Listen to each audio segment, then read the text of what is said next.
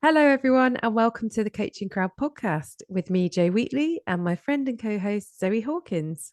Hi, everybody. Good to be here for another episode. And today we're talking about 5 reasons to self fund your coaching qualification.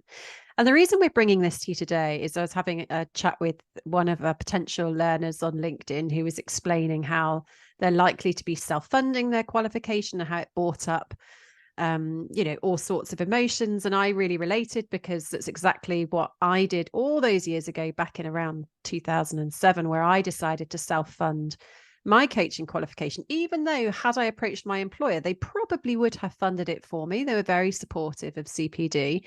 But it's something I decided to do myself. And I thought, wouldn't it be helpful, I'm sure, to lots of people who are in the same position of wanting to do a coaching qualification, but unsure whether they could, should, would self-fund it, or whether to hold out and wait for employers to maybe be able to fund it. So anyway, that's the conversation we're going to be sharing with you today. Yeah, and I think the point is there's no right or wrong way to fund coaching qualification. Well, unless you are committing a criminal act. But whether you self-fund or your organization is supporting you, or you get a grant, for example, like through Access to Work or something like that, it's really a very it's a personal choice. Well, partly a personal choice, depends if there are some limitations. But there is no right or wrong. So choosing to self-fund can be a great avenue to achieving your coaching qualification. And we're going to discuss some of the reasons today around why that is possible.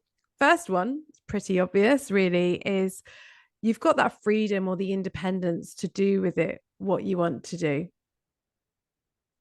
Yeah. And I think for me, that's probably one of the number one reasons why I self-funded when I did, as I thought about, do I approach my employer and ask for some financial support to be able to do this, or do I do it for myself? That freedom and that ability to choose when I wanted to do it, who I wanted to do it, how I wanted to use it was really important. Freedom is also one of my core values. So that number two is around, if you self-fund, you're not tethered to an employer. So if I was to approach my employer for funding, it's likely that there would be a payback in some way, which might be needing to stay with that employer for a certain amount of years, or I might have to do my coaching hours in the organization so that they get their return on investment. And so that freedom to be able to choose who I did it with, and knowing that I was then free to use that qualification in any way that I wanted to.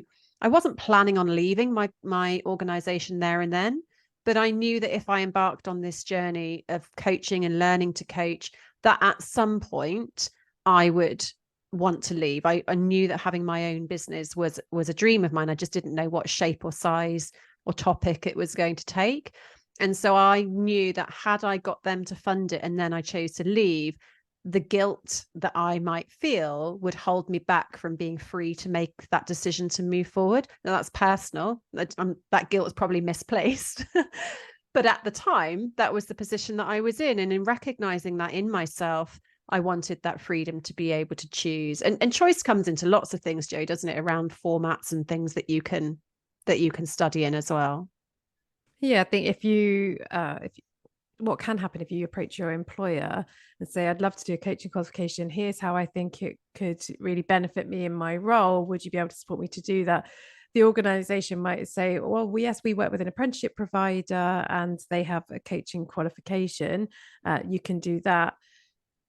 That's great in that they can offer you support, but that route may not work for everybody. So the current level of coaching professional apprenticeship is a level 5. It's not a level 7, and a lot of apprenticeship providers don't have the opportunity or the option to be able to continue with them onto the level 7. So that might not work for you as a learner. So self-funding and being able to choose your own provider might be a better option. Equally, it may be that they're not that they don't pay into the apprenticeship levy, but they might say, yes, we can support you to do that. Here's a level 3 qualification, or even here's not a qualification, but you can do this coaching course with this organization. And you might think that's not the level that I want to do it at, or their approach to coaching or their style of coaching and the content of it doesn't meet my needs and what I've read and what I'm interested in. So being able to kind of self-fund, go out to the whole market, speak to providers, find the right match for you along with the format and so on, can work very well for you for your longer term ambitions. I think also, just to share some feedback, like we've had a number of people come to us over the years and say, I wish I'd found you first. Like, I wish that I'd come and done your coaching qualification. Now I feel like I've missed out on the opportunity to study with you because it sounds even better than the one that I did do. And I think if you're listening to this podcast and you've been following us and you like our style and you feel drawn to our programs, like, you're free to choose to be able to come and experience one of our programs if that's what you want and is what feels aligned to you. So, if you're in that position where you're thinking about self-funding, then get in touch, with us and have a conversation, and we can share more about our programs. You can share more about your goals, and we can talk about whether our program feels like it's a fit for you. I think another reason to self-fund is you may not want to be undertaking your coaching training with people in your organization. So sometimes if your organization is going to fund you, it may be that it funds a number of you to do a program, or there's lots of people in the organization that want to do it. So you find yourself, with a number of them. And that can work well for some people. But for other people, when they think about the experience that they want to have, they want to be able to talk freely. And part of the nature of training to be a coach is you will be coached by other people on the program. So you get to experience different styles of coaching. Obviously, you then get to practice and coach other people. And do you want to be coaching, whilst you're kind of learning your skills with other people that you might, but if you don't, then self-funding might be a better route for you, because in choosing your own provider, you may find there isn't anybody, from your organization. So, it's the double value of doing a coaching qualification, really, which is you get your coaching qualification, which nobody can take away from you. It gives you that quality mark, it gives you your credibility, but also having the opportunity to be coached by other people in the training sessions. And then if you have triads like we do, where you have somebody that coaches you for that 6-session program, you're getting the value of being coached, which has huge value in itself. And how you get the most value from that, where you've got that deepest level of psychological safety, that real feeling of the bubble. So that's another kind of practical consideration to think of when you're thinking about a route that's going to work for you. I think building on that, on our courses, you come as who you are, not what you do. So we don't do any introductions around, share with us what your role is and what organization you work for, because there's sort of unconscious hierarchy when people do that. You come as who you are, not what you do, which makes our courses more of a level playing field. Like, we can have CEOs working alongside yoga instructors, and you'd only know if you chose to share that in your breakout rooms, and the informal chat that you have together. Like, you're all learners in our containers. You're all there as equal partners and learners. And we've had people share that actually that's really valuable. And when they start to get into the flow of the course, they let drop the question of like, do I deserve to be here? Because everybody deserves to be here. So if you're making the choice to self-fund, you're making that choice that you deserve to be in this space. You deserve that learning experience that you get. And, our containers support you in that decision as well. And about 50% of our learners self-fund, and about 50% are funded, with their places.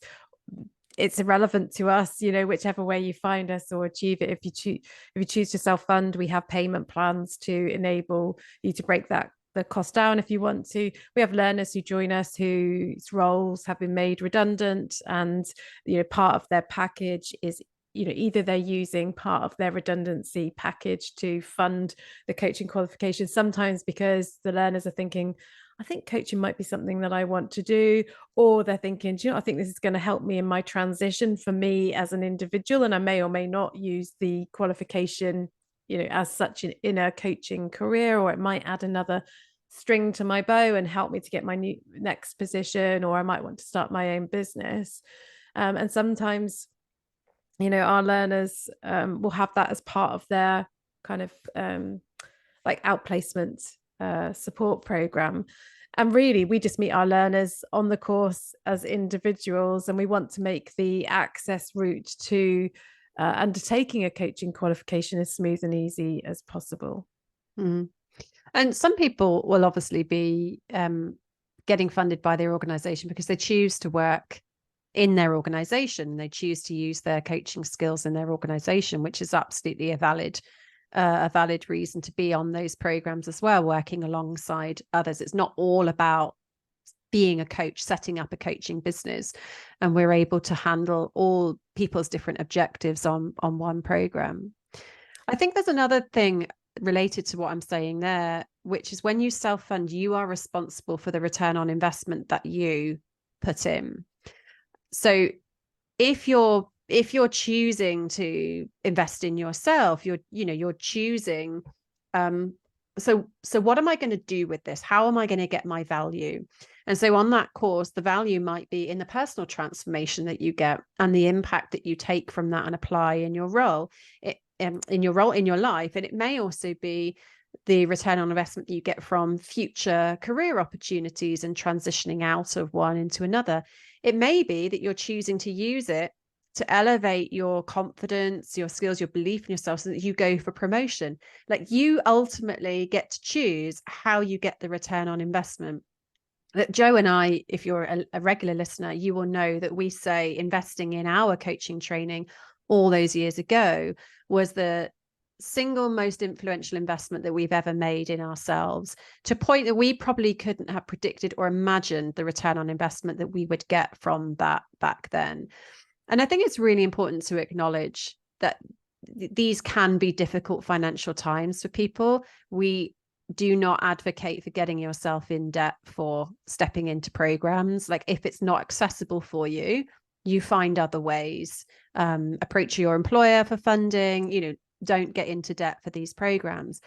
And we encourage you to think of it as an investment rather than a cost, because over time, that's exactly what it turns out to be. Like, investing in yourself, whilst it can feel new and challenging and edgy, transforming your mindset on a program like ours, which is what happens when you learn about your values, your beliefs, the way that you think, the way that you respond, opens up opportunities and doors that you currently are just not in a position to be able to see because you have a mindset that supports an old reality. So wait until you're in a position where it is accessible for you. But if it is accessible for you, recognize it as an investment rather than a cost. And that can help you in your decision to self-fund. I think that relates to another important point, which is lots of people that choose to self-fund are doing so because they see coaching as a side hustle, like a way to add additional income into the kind of household pot. So they may want to stay doing their full-time job because they enjoy that, but it might be missing some of the people element. So, for example, we have lots of accountants that come and train to be coaches with us because they love that part of the job, but there isn't enough of the people interaction for them, or perhaps they see that in their main role they might want to move more into a HR type role, and the coaching will support that. But it's being able to add income on top of that full-time or part-time role that people have. And sometimes it's about developing more of a flexible style of working, and coaching being an avenue to achieve that, rather than being in a maybe a more traditional 9 to 5. Coaching can flex in that way, but certainly it can add an additional income stream. And I have certainly used it as that in points in my career, which has helped my family to be able to to achieve the things that we want to do. And my husband is retrained, not as a coach, but invested in retraining in an area. And we were only reflecting while we were away recently about, wow, look at what that has enabled in the 2-3 years that have followed from that. And it was having it's not only the financial investment, but it's the mindset and the support around you to be able to make that decision and to get the greatest value and return that you can get from that. And of course, when you do a coaching qualification, you're also investing in a new network. new network of people that probably share similar values to you. And if that's something that's missing in your current organization or relationships at work, it can be a great place from a well-being perspective to be able to top that up, as well as opening up those other career opportunities. So, whichever route that you are able to take to achieve your coaching qualification, just choose the one that's right for you. For me personally, I was organizationally funded by two different organizations, not even just one, but two, because I left one and moved on. And, I was equally committed to getting, value out of it. It's just something that was so important to me. I was just totally fascinated in this area. I just knew it was a place for home. If my organization hadn't have funded it, I would have self-funded myself, because I knew I wanted to do it. At that point in time, I had I had my husband was working away at the time, and I was having my first child, and I just knew that it was a period of transition in my life, and I was ready to make big changes, and I had luckily had the support around me to be able to do that. So, here's a number of reasons to self-fund. So if you're in a position where your organization won't self-fund you or can't won't fund you or can't fund you, but you really want to do it and self-funding is an option, hopefully what we've discussed today has helped you as you reflect on what you want to do next. Yeah. And one last thing, because I don't think an episode would be complete without touching on emotions, would be, I think there's a real sense of pride in backing yourself and investing in yourself and giving yourself the gift of learning, giving yourself the gift of opportunity. I think it's a really courageous thing to do, and a really joyful thing to do. So hopefully that's a reason for you as well. So if you're in that position and are thinking of joining us, you might want to do our quiz, which is at mycoachingcourse.com. Or if you're ready to book a place, just head straight to our website, igcompany.co.uk.